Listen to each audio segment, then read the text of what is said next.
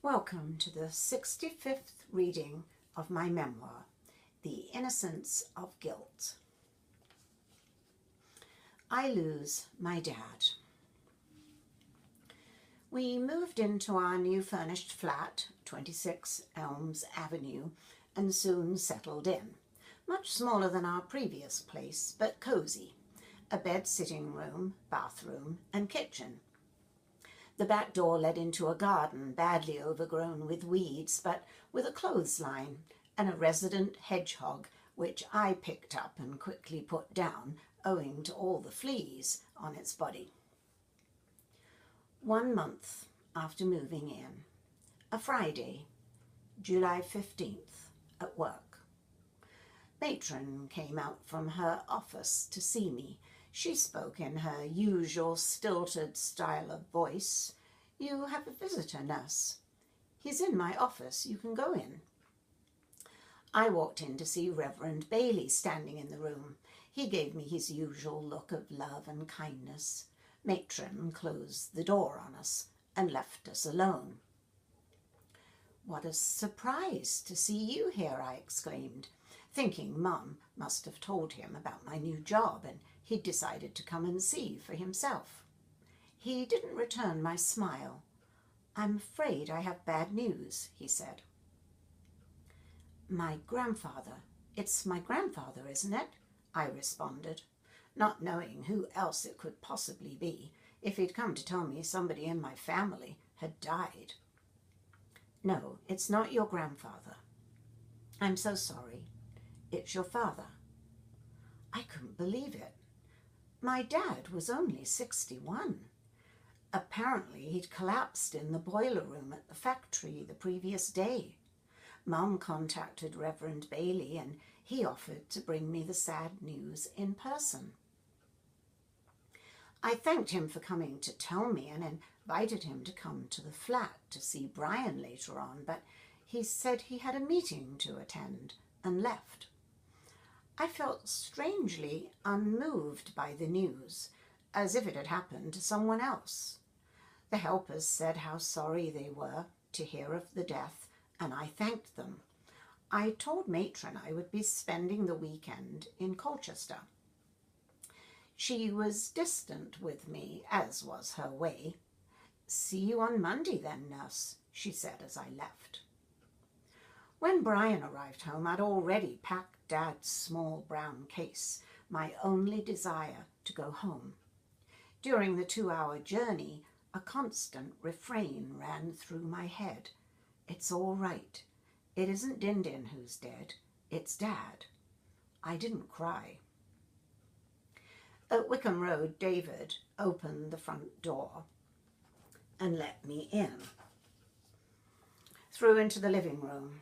I saw Mum standing there. I immediately hugged her. "It's all right, Mum. Everything is all right now," I said, over and over, the words tumbling out without any conscious planning of what I ought to be saying to her at such a time. It must have sounded ridiculous. How could everything be all right when her husband had just died? What prompted me, however, to come out with those words was the atmosphere in the room the moment I walked in, a peace never there before. Usually you could cut the air with a knife, the tension so thick. I knew inside my heart that Dad understood everything now. He had entered a place where he knew peace. He knew God. Mum showed me his wedding ring in a small bowl on the sideboard. It had fractured a few weeks ago. He'd taken it off and she had meant to get it soldered together at the jeweller's, but hadn't done so. Now she believed it an omen of his death.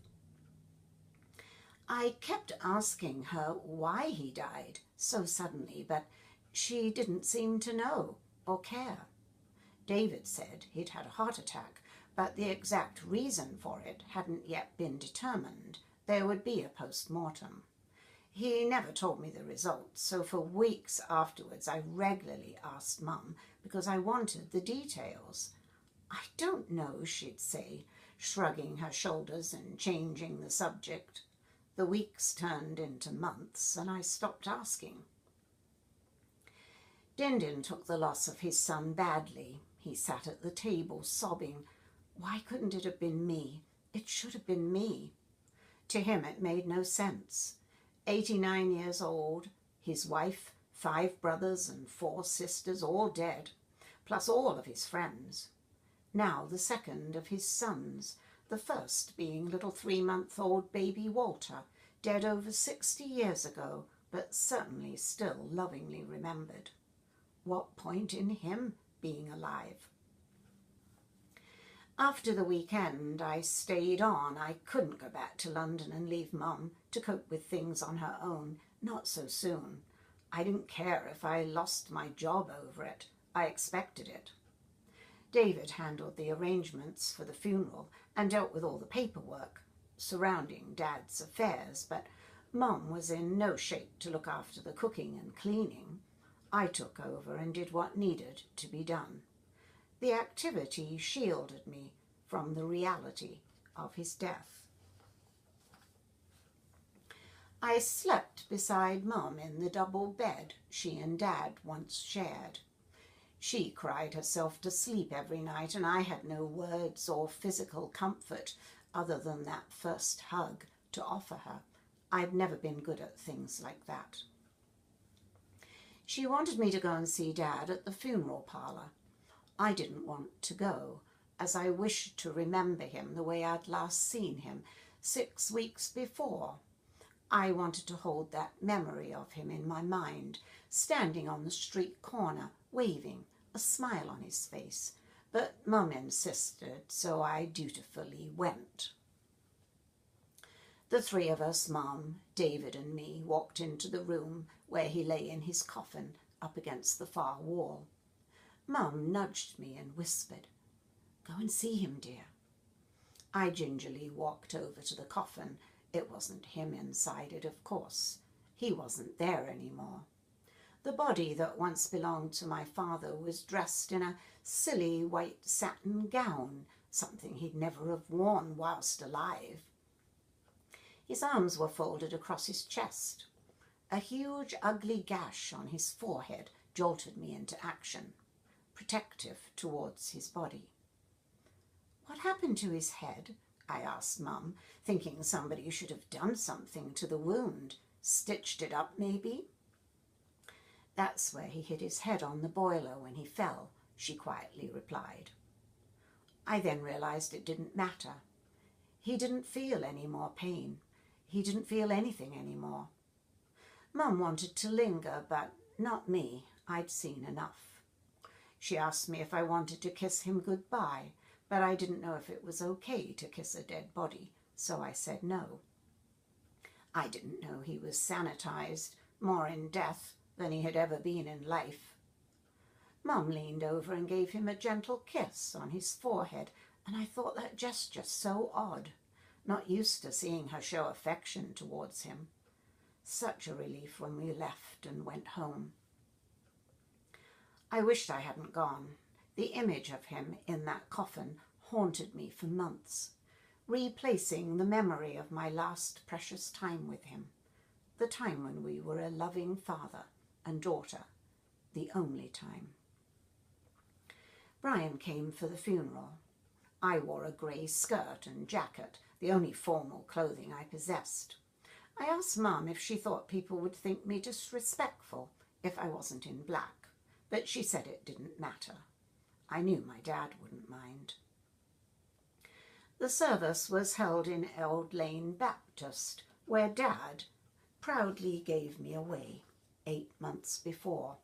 I don't recall who attended outside of our family, but I'm sure my dad's old friend Sid would have. My brother told me much later that he went into Matthew's, the seed merchant in the High Street where Sid still worked, to inform him of Dad's death.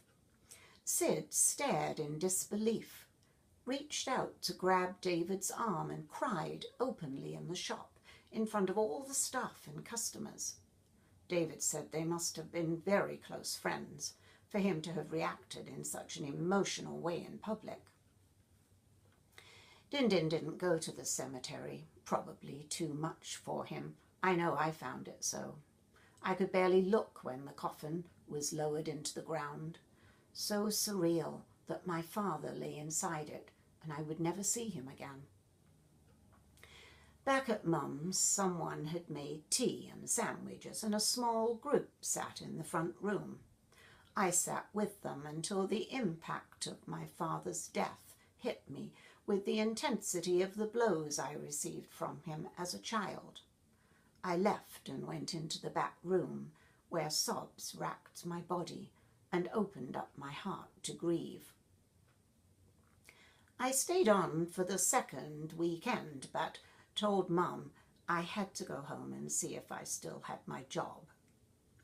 Brian had left straight after the funeral and said he would tell Matron I was staying on to help my mother, but I didn't believe she would have taken kindly to that. I feared the worst. She'd obviously had to get someone in to fill my place. On Monday morning I showed up for work and Matron immediately called me into her office. She glared at me from the authority of her big desk. "What on earth did you think you were doing, staying away for an entire week?" she said. "By rights, I should sack you." "I know," I replied, "but I had no choice. My mother needed me to look after her." I guess she could tell I wasn't repentant and she backed off. The fire went out of her. "Well, you're lucky you still have your job, so you'd better get back to work, nurse," she retorted. I left her office and the matter was closed. Thank you for listening. Please feel free to subscribe, like, or comment on this reading, and hopefully you will tune in to the next one. Bye for now.